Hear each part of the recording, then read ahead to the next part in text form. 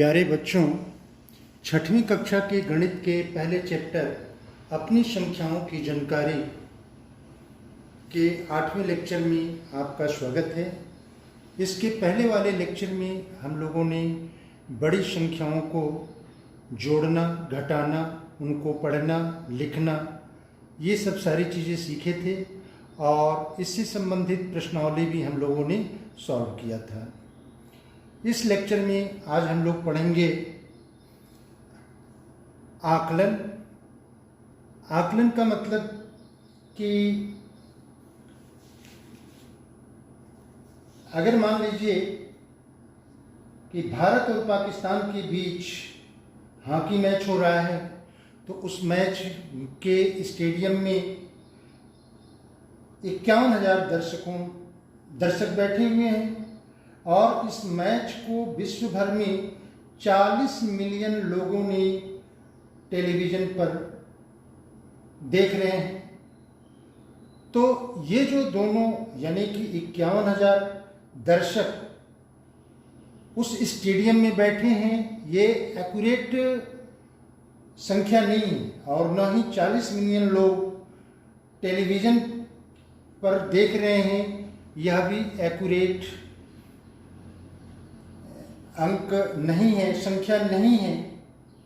तो यहाँ पे जो भी ये संख्या अभी हमने बताया, ये लगभग है, यानी कि इसका आकलन एक मोटा मोटी इसका आकलन किया गया है कि इतने दर्शक करीब बैठे होंगे और इतने दर्शक टेलीविज़न पर देख रहे होंगे। ठीक है, तो यहाँ पे जो आकलन का मतलब हुआ कि लगभग। अब दूसरा जो टॉपिक हमारा होगा सन्निकटन द्वारा निकटतम दहाई तक का आकलन। तो अब इसमें जो मोटा मोटी होगा, जो भी संख्या हमको दी रही है होगी, जैसे मान लीजिए कि कोई हमारे यहाँ फंक्शन है, उस फंक्शन में करीब 27 लोग आने वाले हैं, तो 27 का मतलब मोटा मोटी हम ये कह लें कि वो लगभग 30 के अराउंड, यानी कि लगभग 30 लोग आएंगे। ठीक है, तो ये दहाई तक ये 27 है, तो 27 दहाई तक सन्निकटन का मतलब क्या हुआ कि यह 27 30 के काफ़ी निकट है, तो हम इसको ये कहेंगे कि लगभग 30 लोग आएंगे। ठीक है, अब इसी तरह से सन्निकटन द्वारा निकटतम सैकड़े तक का आकलन, फिर सन्निकटन द्वारा निकटतम 1000 तक का आकलन, फिर इनका ये योग और अंतर का हम आकलन कैसे करेंगे, फिर इनका गुणनफल, ये सब सारी चीज़ें हम लोग आगे सीखेंगे। तो फिर सबसे पहले हम लोग ये शुरू कर रहे हैं सन्निकटन द्वारा निकटतम दहाई तक का आकलन। प्यारे बच्चों, यहाँ पे कुछ चित्र दिया गया है, ये पहला वाला और ये दूसरा वाला चित्र। तो पहले वाले चित्र में आप देखें कि यहाँ पे 1 से लेकर के और ये 22 तक अंक लिखे हुए हैं और यहाँ पे हमारा जो टॉपिक है वो ये है कि सन्निकटन द्वारा निकटतम दहाई तक का आकलन।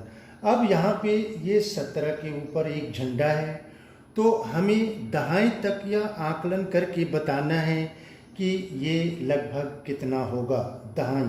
तो यहाँ पे ध्यान दीजिए, दहाई आपका क्या है 10, फिर 2 दहाई 20।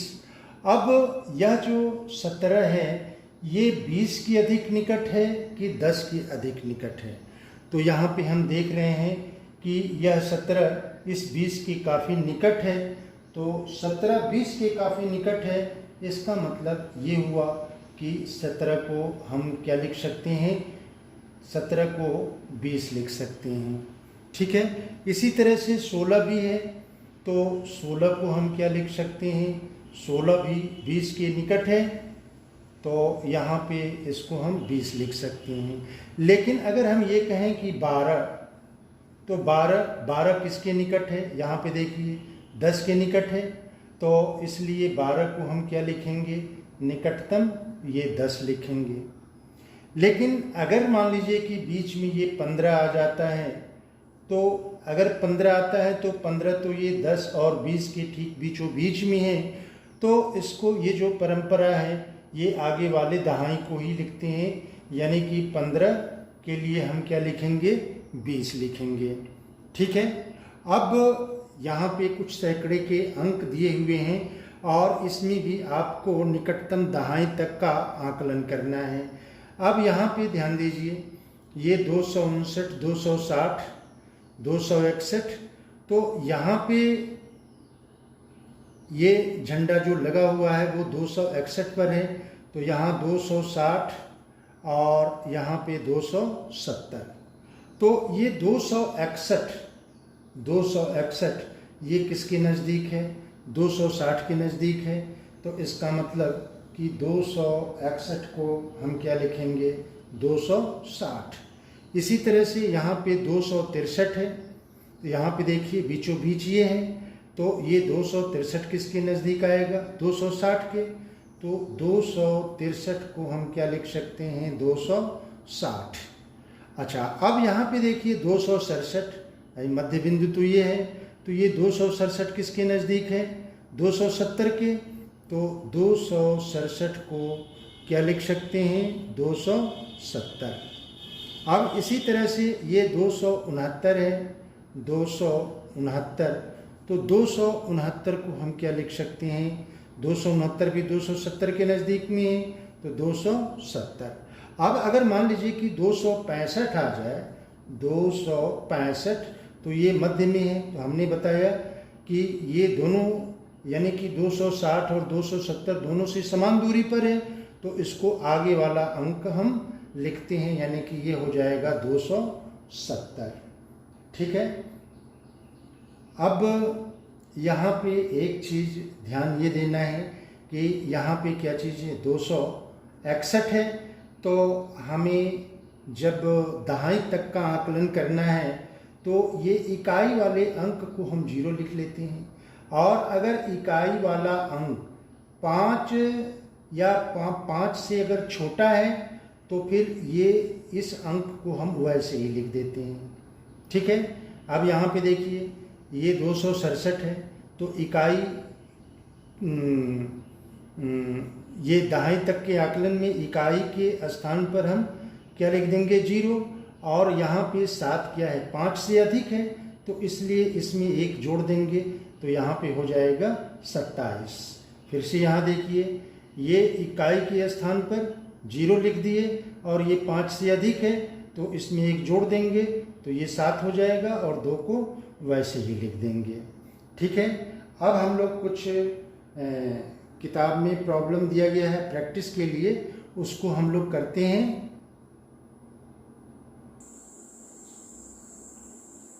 तो पेज नंबर 20 पर ये सवाल दिया हुआ है कि इन संख्याओं को निकटतम दहाई तक सन्निकटित कीजिए। तो यहाँ पे देखिए, पहला है 28, तो 28 किसके किसके बीच में है, 28 आपका 20 और 30 के बीच में है, और ये 28 किसके निकट है, 30 के निकट है, तो 28 को हम क्या लिख सकते हैं, 30। इसी तरह से 32 है, तो 32 किसके किसके बीच में है, 30 और 40 के बीच में है, और ये 32 किसके निकट है, 30 के निकट है, तो यहाँ पे 30 हो जाएगा। ये 52 है, तो 52 किसके किसके बीच में है, 50 और 60 के बीच में है, और 52 आपका 50 के नज़दीक है, तो यहाँ 50 हो जाएगा। इसी तरह से 41 है, तो ये 40 और 50 के बीच में है, तो ये कितना हो जाएगा, 41 40 के निकट है, तो यहाँ पे 40 हो जाएगा। 39 आपका 30 और 40 के बीच में है, और 39 किसके निकट है, 40 के निकट है, तो यहाँ पे आपका 40 हो जाएगा। ठीक है। ये 48 है, तो 48 आपका 40 और 50 के बीच में है, और ये किसके निकट है, 50 के, तो यहाँ पे 50 हो जाएगा। ठीक है। एक और तरीका हमने आपको ये बताया कि अगर दहाई तक सन्निकटित करना हो तो यहाँ पे इकाई के स्थान पर तो 0 लिख देंगे, और ये इकाई अगर 5 से कम है तो इस संख्या को वैसे ही लिख देते हैं। यहाँ पे देखिए 59 है, तो इसके स्थान पर हमने 0 लिख दिया, और ये 5 से अधिक है, तो 5 से जब अधिक होगा तो इसमें 1 जोड़ देते हैं, 60 हो जाएगा। यहाँ पे देखिए ये 9 के स्थान पर हमने 0 लिख दिया, ये 5 से अधिक है, तो इस 9 में 1 जोड़ेंगे तो ये कितना मिल जाएगा, 100। अब यहाँ पे 215 है, 5 की जगह पर हम क्या लिखेंगे, 0। अब चूंकि ये 5 है, 5 मध्य है, तो इसमें हम क्या करेंगे, 1 जोड़ देंगे, तो ये कितना हो जाएगा, ये हो जाएगा आपका 0 और 200, 1 इसमें जोड़ देंगे तो 220 हो जाएगा। अब इसी तरह से यहाँ पे क्या होगा, ये 3 के स्थान पर 0 लिखा जाएगा, ये 5 से कम है, तो 5 से कम है इसलिए इसमें कोई परिवर्तन नहीं होगा, तो ये 145 हो जाएगा। फिर यहाँ पे देखें, ये 6 इसके स्थान पर 0 लिखेंगे, और ये 6 क्या है, 5 से कम है, इसलिए इसमें कोई परिवर्तन नहीं होगा, तो ये हो जाएगा 293। ठीक है, तो ये अच्छी तरह से आपको समझ में आ गया होगा। अब इसके बाद हम लोग आगे बढ़ते हैं। सन्निकटन द्वारा निकटतम सैकड़े का आकलन। ये सैकड़े तक हमको आकलन करना है। इसमें बच्चों देखो, ये एक चित्र दिया हुआ है जिसमें 0, 100, 200, 300, 400, 500, 600, 700, 800, 900, 1000, 1100, 1200 इस तरह से ये दर्शाया गया है। अब सैकड़े तक या आकलित करके हमको बताना है कि 841 को हम क्या लिखेंगे। तो अब ये 841 किस किस सैकड़े के बीच में है, तो ये 841 क्या है, 800 से अधिक है और 900 से कम है। तो ये मध्य वाला जो होगा वो 850 होगा, यानी कि यहाँ पे कहीं ये 841 होगा। तो अब ये 841 किसके नज़दीक है, 800 के नज़दीक है। तो यहाँ पे इसका जो आकलित मान होगा वो कितना होगा, 800 होगा। ठीक है, और जो पीछे हमने तरीका बताया कि इसको कैसे हम लिखेंगे, तो यहाँ पे वहाँ पे एक दाएं तक था, जब सैकड़ा होगा तो ये 2 अंकों के स्थान पर तो हम 0 लिख देंगे, और फिर इन दोनों अंकों के स्थान पर जो संख्याएं हैं उसको देखेंगे कि ये 50 से कम है या अधिक है। तो अब ये 41 क्या है, 50 से कम है, तो 50 से कम है तो इसमें कोई परिवर्तन नहीं करेंगे। फिर अब यहाँ पे देखिए, उसी तरह से यहाँ पे सैकड़े तक जब हमें आकलित करना है तो इन 2 संख्याओं के स्थान पर तो हम 0 लिख देंगे। अब इस 2 संख्याओं को ये देखेंगे कि ये 50 से कम है या 50 से ऊपर के हैं।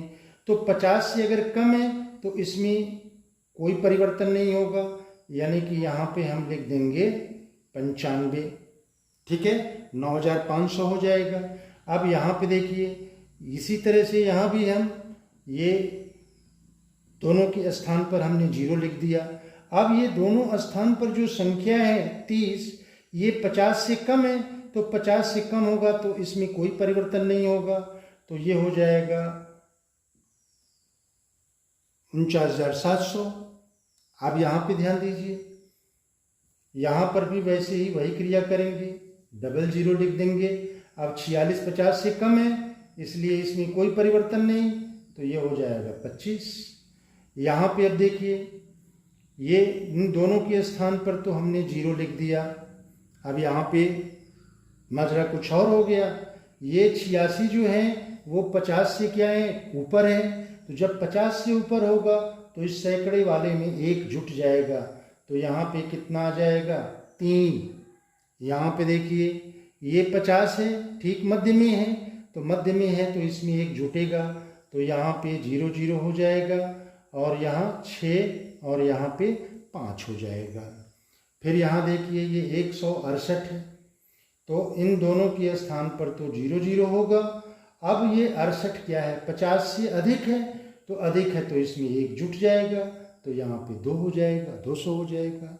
अब ये 149 है, तो फिर इसके स्थान पर तो हम 00 लिख देंगे, लेकिन इस स्थान पर ये 50 से कम है तो इसमें कोई परिवर्तन नहीं होगा, यानी कि 1 ही रहेगा, ये 100 हो जाएगा। फिर यहाँ देखिए, यहाँ पे इसके स्थान पर हमने 00 लिख दिया। अब ये 70 क्या है, 50 से अधिक है, तो 50 से अधिक है तो सैकड़े में 1 जुट जाएगा, तो यहाँ पे हो जाएगा 99।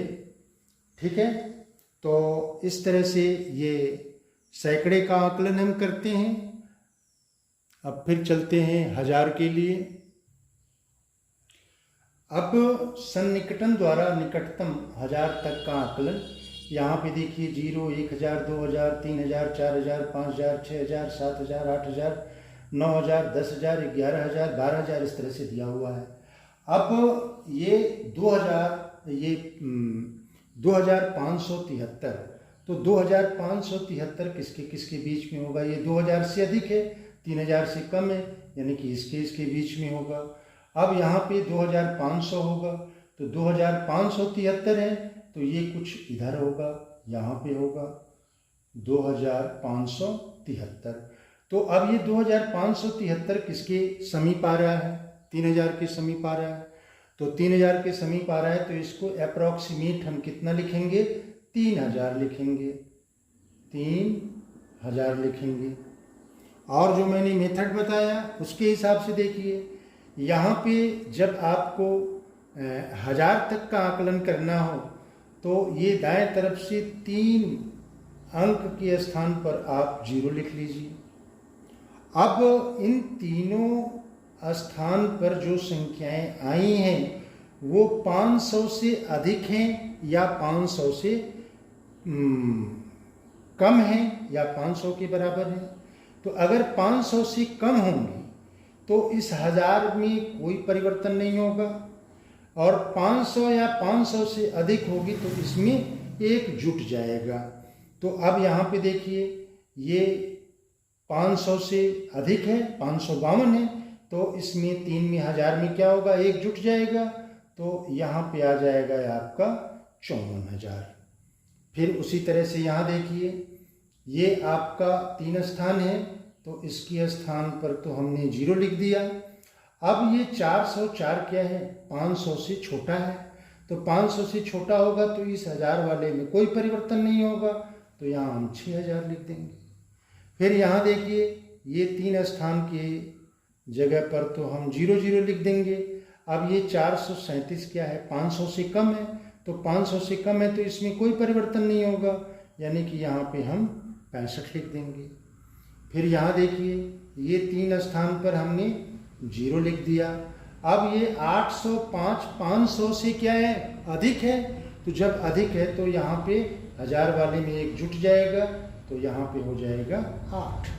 अब यहाँ देखिए, इन 3 स्थान पर हम 0 लगा देंगे। और फिर ये 499 क्या है, 500 से कम है, तो 500 से कम है तो फिर 3 में कोई परिवर्तन नहीं होगा, तो यहाँ पे हम 3 लिख देंगे। ठीक है, तो अब आप अच्छी तरह से इसको समझ गए होंगे। अब कुछ प्रैक्टिस के सवाल हैं तो उसको हम लोग करते हैं। अब सवाल दिया हुआ है कि दी हुई संख्या को निकटतम दहाई 100, 1000, 10,000 तक सन्निकटित कीजिए। दी हुई संख्या एक ही है, लेकिन इसको दहाई, सैकड़ा, 1000 और 10,000 तक आपको सन्निकटित रूप में लिखना है। अब यहाँ देखिए, आपको मैंने बताया था अगर दहाई तक सन्निकटित मान अगर लिखना है तो इकाई के स्थान पर हम क्या लिख देंगे, 0। अब इकाई के स्थान पर क्या है, 7। अब यह 7 5 से क्या है, अधिक है, तो जब अधिक है तो दहाई में 1 जुट जाएगा, तो यहाँ पे हो जाएगा 5, और शेष संख्या को वैसे ही लिख देंगे। ये हो जाएगा 8, फिर 5 और फिर 7, यानी कि ये 75,850 हो जाएगा। फिर अब सैकड़े पर आइए, तो सैकड़े के लिए मैंने कहा था कि 2 स्थान पर हम क्या करेंगे, जीरो लिख देंगे, तो यहाँ पे 2 स्थान पर जीरो हो गया।